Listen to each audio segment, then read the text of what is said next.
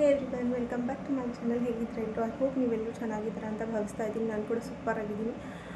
Friends, ಇವತ್ತು ಬಂದುಬಿಟ್ಟು ನನ್ನ ಒಂದು ಫೈಟ್ ಲಾಸ್ ಜರ್ನಿಯ ಥರ್ಡ್ ವೀಕ್ ಆ್ಯಂಡ್ ಈ ವೀಕ್ ಇವತ್ತು ನಾನು ನಿಮಗೆ ನನ್ನ ವೇಟ್ ರಿವ್ಯೂನ ಕೊಡ್ತಾ ಇದ್ದೀನಿ. ಅದಕ್ಕೋಸ್ಕರ ನಾನು ಫೇಸ್ ಟು ಫೇಸ್ ಮಾತಾಡ್ತಿದ್ದೆ. ನನಗೆ ತುಂಬ ಖುಷಿಯಾಗಿದೆ.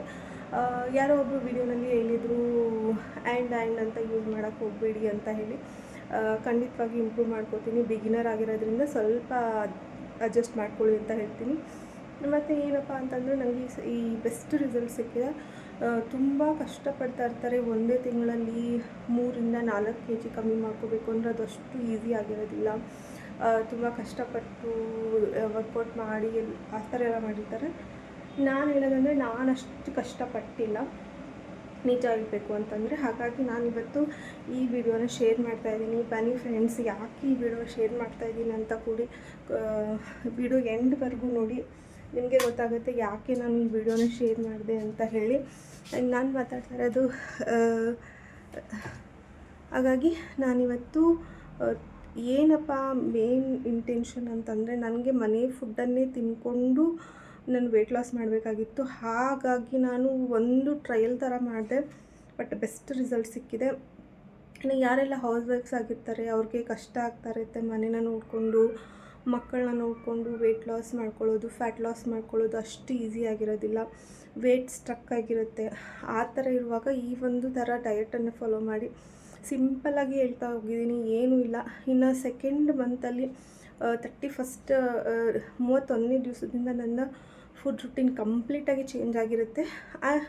ಏನಪ್ಪ ಅಂತಂದರೆ ಸಾರಿ, ಮತ್ತು ಆ್ಯಂಡ್ ಅಂತ ಬರ್ತಾಯಿದೆ. ಇನ್ನು 4th ವೀಕು ಅಂದರೆ 4ನೇ ವಾರ ಕೂಡ ತುಂಬ ಕಂಪ್ಲೀಟಾಗಿ ಚೇಂಜ್ ಮಾಡ್ತಾಯಿದ್ದೀನಿ ನನ್ನ ಫುಡ್ ರುಟೀನನ್ನು. ಆರಾಮವಾಗಿ ಒಂದೇ ತಿಂಗಳಲ್ಲಿ 4 kg ಕಷ್ಟಪಡ್ದೇ 4 kg ನೀವು ಕಡಿಮೆ ಮಾಡ್ಕೋಬೋದು. ಯಾರಿಲ್ಲ ಇನ್ನೂ ವೀಡಿಯೋ ನೋಡಿಲ್ಲ, ಹೋಗಿ ನೋಡ್ಕೊಂಬನ್ನಿ. ಫಸ್ಟ್ ವಾರದ್ದು ಅಂದರೆ ಮೊದಲನೇ ವಾರದ ರಿಸಲ್ಟ್ ಕೂಡ ಬೆಸ್ಟ್ ರಿಸಲ್ಟ್ ಸಿಕ್ಕಿದೆ. ಫ್ಯಾಟ್ ಲಾಸ್ ಚೆನ್ನಾಗಿ ಸಿಕ್ಕಿದೆ. ಈ ವಿಡಿಯೋಲಿ ಕೂಡ ನಾನು ಶೇರ್ ಮಾಡಿದ್ದೀನಿ. ನೋಡ್ಕೊಂಬನ್ನಿ, ನಿಮಗೆ ತುಂಬ ಇಷ್ಟ ಆಗುತ್ತೆ. ವಿಡಿಯೋ ಲೈಕ್ ಆದರೆ ಲೈಕ್ ಕೊಡಿ ಆ್ಯಂಡ್ ಸಬ್ಸ್ಕ್ರೈಬ್ ಮಾಡ್ಕೊಳ್ಳೋದನ್ನ ಮರಿಬೇಡಿ. ಬನ್ನಿ, ಇವತ್ತಿನ ವಿಡಿಯೋನ ನಿಮ್ಮ ಜೊತೆ ಶೇರ್ ಮಾಡ್ತಾ ಇದ್ದೀನಿ. ಹಬ್ಬ ಕೂಡ ಬಂದಿತ್ತು, ಚೀಟ್ ಮೀಲ್ ಕೂಡ ಆಯಿತು, ಆದರೂ ಕೂಡ ಚೆನ್ನಾಗಿ ರಿಸಲ್ಟ್ ಸಿಕ್ಕಿದೆ. ಬನ್ನಿ ವಿಡಿಯೋನ ನೋಡ್ಕೊಂಬರೋಣ. ಇದು ಬಂದುಬಿಟ್ಟು ಹೋಳಿ ಹುಣ್ಣಿಮೆ ಹಬ್ಬದ ದಿವಸದ ವಿಡಿಯೋ ಆಗಿರುತ್ತೆ ಫ್ರೆಂಡ್ಸ್. ಅವತ್ತು ನಾನು ಯಾವುದೇ ರೀತಿಯ ಒಂದು ಡಯಟ್ ಅನ್ನೋದನ್ನು ಮಾಡಿಲ್ಲ, ಫುಡ್ ಕಂಟ್ರೋಲ್ ಕೂಡ ಮಾಡಿಲ್ಲ. ಏನಪ್ಪ ಅಂತಂದರೆ ಹಬ್ಬ ಇತ್ತು. ಹಬ್ಬಕ್ಕೆ ನಾನು ಒಬ್ಬಟ್ಟು ಮಾಡಿದ್ದೆ, ಹೋಳಿಗೆ. ಹಾಗಾಗಿ ಮಧ್ಯಾಹ್ನಕ್ಕೆ ನಾನು 2 ಹೋಳಿಗೆ ಮತ್ತು ರೈಸು ಕೂಡ ತಗೊಂಡೆ, ರೈಸ್ ಸಾಂಬಾರು.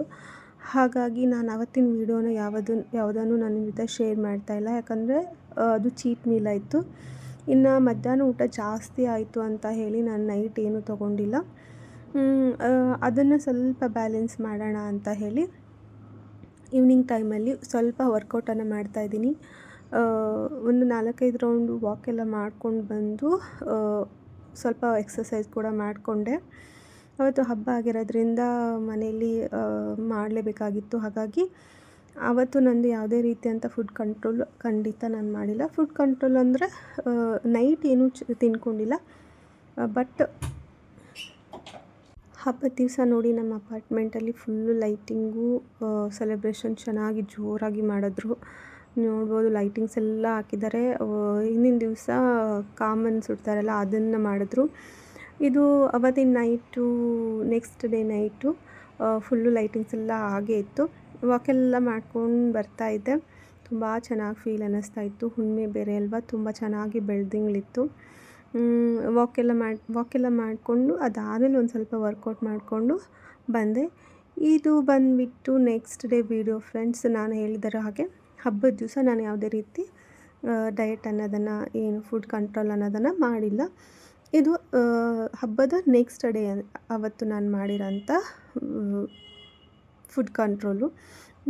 ಬೆಳಗ್ಗೆ ನೈಟು ಅದೇ ಹಿಂದಿನ ದಿವಸ ಜಾಸ್ತಿ ಆಗಿಬಿಡ್ತಲ್ಲ, ಜಾಸ್ತಿ ಅಂದರೆ 2 ಒಬ್ಬಟ್ಟು ತಿಂದಿರೋದು, ನೈಟ್ ಏನು ತಿಂದಿಲ್ಲ, ಅದೇ ಜಾಸ್ತಿ ಆಯಿತು. ಹಾಗಾಗಿ ಬೆಳಗ್ಗೆ ಜೀರಿಗೆ ನೀರು ತಗೊಂಡೆ. ಇನ್ನು ಬ್ರೇಕ್ಫಾಸ್ಟಿಗೂ ಅಷ್ಟೇ, ನಾನು ಏನೂ ಬ್ರೇಕ್ಫಾಸ್ಟ್ ತೊಗೊಂಡಿಲ್ಲ. 1 ಗ್ಲಾಸ್ ಹಾಲು, 4 ಬಾದಾಮು, 1 ಬಾಳೆಹಣ್ಣು ಇಷ್ಟೇ ತಗೊಂಡಿದ್ದು.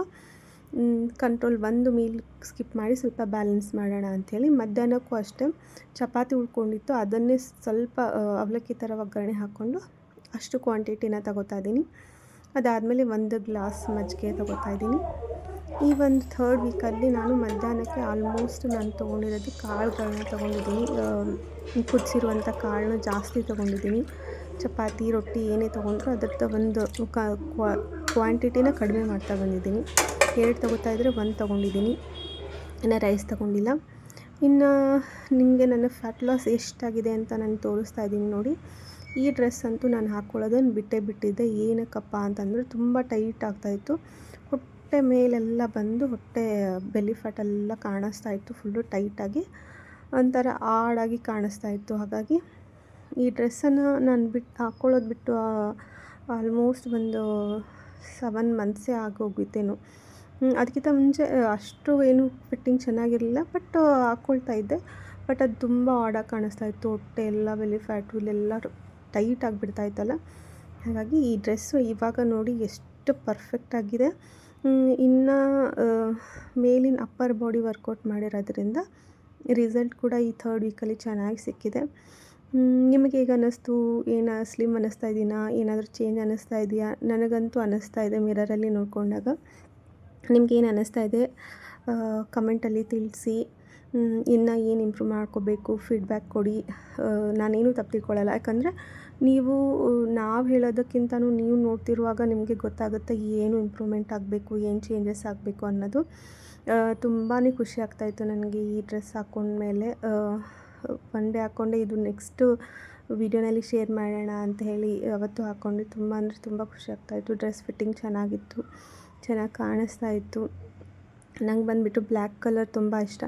ಆ ಬ್ಲ್ಯಾಕ್ ಕಲರ್ ಡ್ರೆಸ್ಸಸ್ ತೊಗೊಂಡಿದ್ದೆ. ಇದು ಕೂಡ ಅದರಲ್ಲಿ ತೊಗೊಂಡಿದ್ದು. ನನಗೆ ತುಂಬ ಇಷ್ಟ ಆಗಿದ್ದ ಡ್ರೆಸ್ಸು, ಬಟ್ ಹಾಕ್ಕೊಳ್ಳೋದನ್ನೇ ಬಿಟ್ಬಿಟ್ಟಿದ್ದೆ. ಈಗ ನೋಡಿ ನೀವು ಹೊಟ್ಟೆ ಭಾಗ ಅಂತೂ ಫುಲ್ಲು ಆಲ್ಮೋಸ್ಟ್ ಕಡಿಮೆ ಆಗಿದೆ. ಇನ್ನು ವೇಟ್ ಬಂದುಬಿಟ್ಟು ನೋಡಿ ಫ್ರೆಂಡ್ಸ್, ಆಲ್ಮೋಸ್ಟ್ 1 kg ಕಡಿಮೆ ಆಗಿದೆ ಕಂಪೇರ್ ಟು ಸೆಕೆಂಡ್ ವೀಕ್ ನಾನು ವೇಟ್ ಲಾಸ್ ಆಗಿರಲಿಲ್ಲ. ಈ ಥರ ಆಗಿತ್ತು ಇವತ್ತಿನ ವಿಡಿಯೋ ಲೈಕ್ ಆದರೆ ಲೈಕ್ ಮಾಡಿ, ಸಬ್ಸ್ಕ್ರೈಬ್ ಮಾಡ್ಕೊಳ್ಳಿ, ಸಪೋರ್ಟ್ ಮಾಡಿ. Thanks for watching.